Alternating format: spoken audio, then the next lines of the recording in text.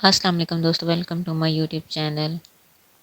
उम्मीद है आप सब खैरियत से होंगे, इंशाल्लाह ठीक ठाक होंगे। जितने भी स्टूडेंट्स हैं, अल्लाह ताला से दुआ है कि अल्लाह ताला सबको कामयाब करे।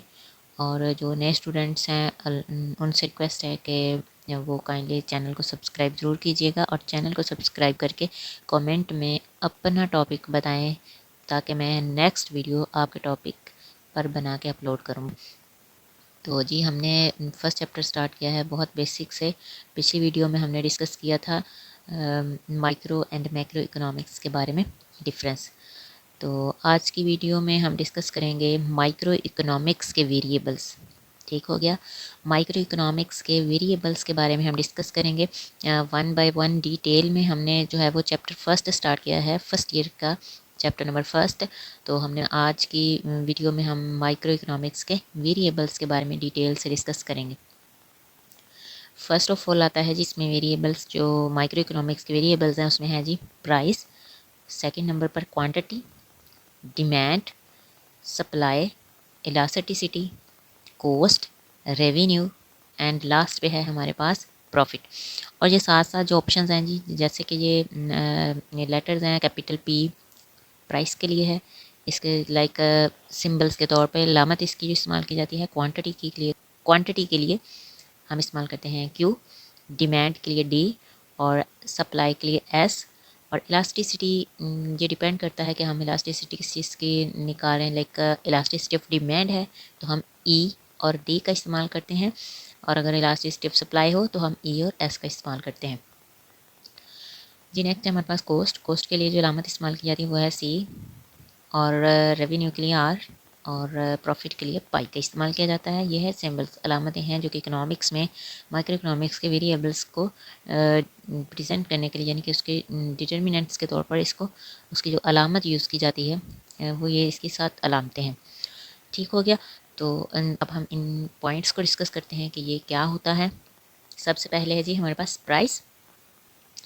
तो स्टूडेंट्स ये वो अमाउंट होती है जो कि हम जब चीज़ें ख़रीदते हैं, ठीक है, या हम अपनी सर्विसेज प्रोवाइड करते हैं, ठीक है।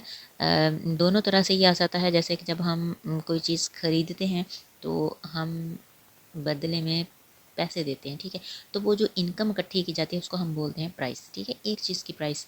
और इसी तरह से जब हम सर्विसेज की बात करते हैं, इधर उन्होंने बात की है गुड्स एंड सर्विसेज की, तो सर्विसेज मीन्स लाइक जो कि हम खिदमात सर अंजाम देते हैं, जैसे कि टीचर हो गया, डॉक्टर, इंजीनियर्स, पायलट वगैरह, ठीक है, ये होती है सर्विसेज।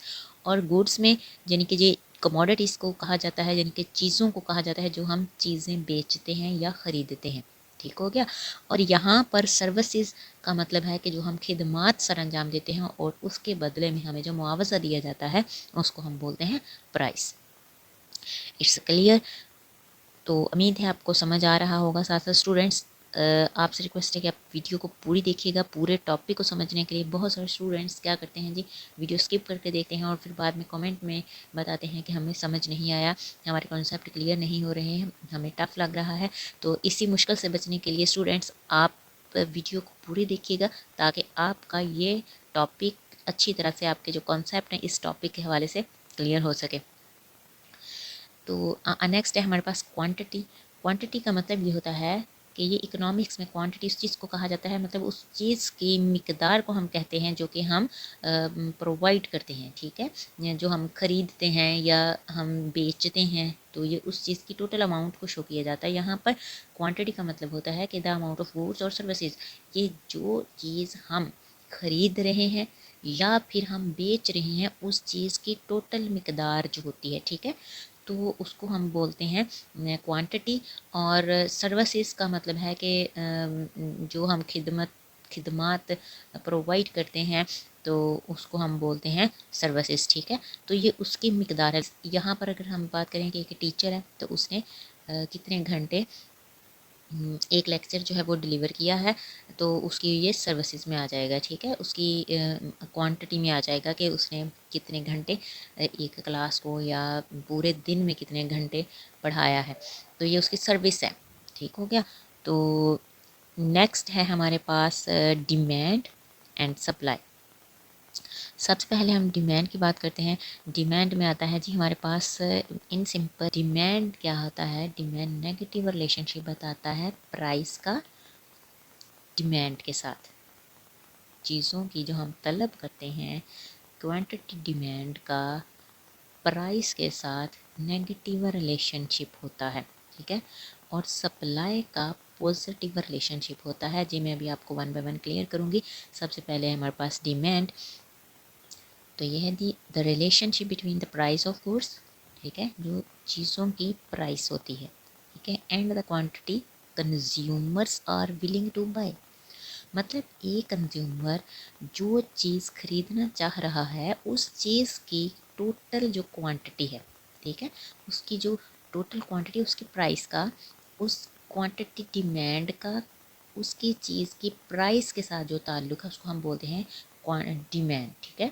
मतलब कि एक बंदा जो एक चीज़ खरीदना चाह रहा है, मतलब अगर एक आपने इकोनॉमिक्स स्टूडेंट है, ठीक है, तो आपने इकोनॉमिक्स की एक बुक खरीदनी है, ठीक है, तो उस टाइम पे आप कंज्यूमर होंगे, ठीक है, और आप जो बुक खरीद रहे हैं वो क्वांटिटी है बुक, ठीक है, और उस चीज़ की कितनी प्राइस है, ठीक हो गया।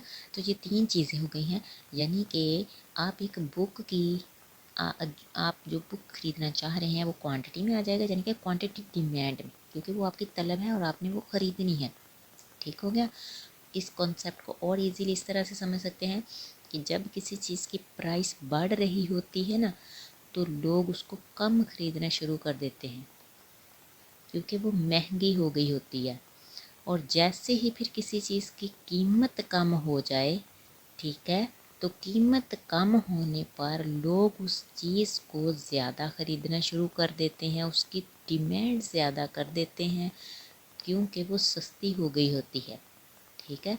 तो इस तरह से डिमांड का जो क्वांटिटी डिमांड है उसका प्राइस के साथ हमेशा नेगेटिव रिलेशनशिप होता है।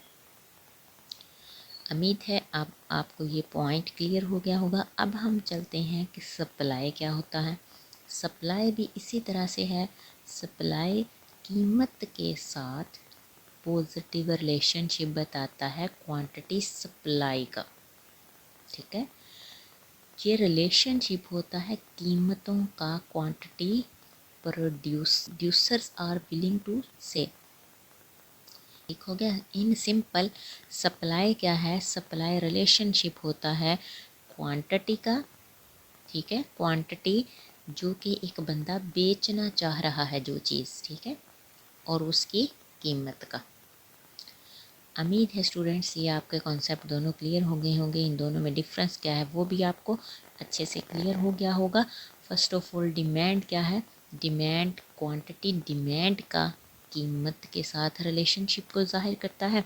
और सप्लाई क्या है, कीमत के साथ क्वांटिटी सप्लाइड जो हमने बेचनी है चीज़ उसका रिलेशनशिप बताता है, ठीक है। जो चीज़ हमने बेचनी है उसकी क्वांटिटी का उसकी प्राइस के साथ रिलेशनशिप बताता है इन सप्लाई टर्म। उम्मीद है अब आपको स्टूडेंट्स ये पॉइंट्स दोनों क्लियर होंगे। अब हम चलते हैं अपने नेक्स्ट पॉइंट की तरफ जो कि है इलास्टिसिटी एंड कॉस्ट। इलास्टिसिटी क्या होता है, ये एक मेजरमेंट रिस्पॉन्सिवनेस होता है, लाइक इलास्टिसिटी ऑफ डिमांड और इलास्टिसिटी ऑफ सप्लाई। ये एक अलग से एक डिटेल में टॉपिक है स्टूडेंट्स, ये मैं अपनी नेक्स्ट वीडियो में बना के अपलोड करूँगी। आप कमेंट में बताइएगा कि मैं इस टॉपिक पर वीडियो बनाऊँ या ना बनाऊँ। जितने स्टूडेंट्स के ज़्यादा कमेंट्स होंगे तो फिर मैं जिस टॉपिक के मतलब ज़्यादा कमेंट्स आएंगे तो वो उसी टॉपिक पर नेक्स्ट वीडियो बना के इंशाल्लाह अपलोड करूँगी। इन सिंपल इलास्टिसिटी बेसिकली ये चेंज को शो करता है, ठीक है, यानी कि प्राइस के चेंज होने से क्वांटिटी डिमांड में कितना चेंज आया, कितने परसेंट चेंज आया, ठीक है, परसेंटेज चेंज इन प्राइस, ठीक है।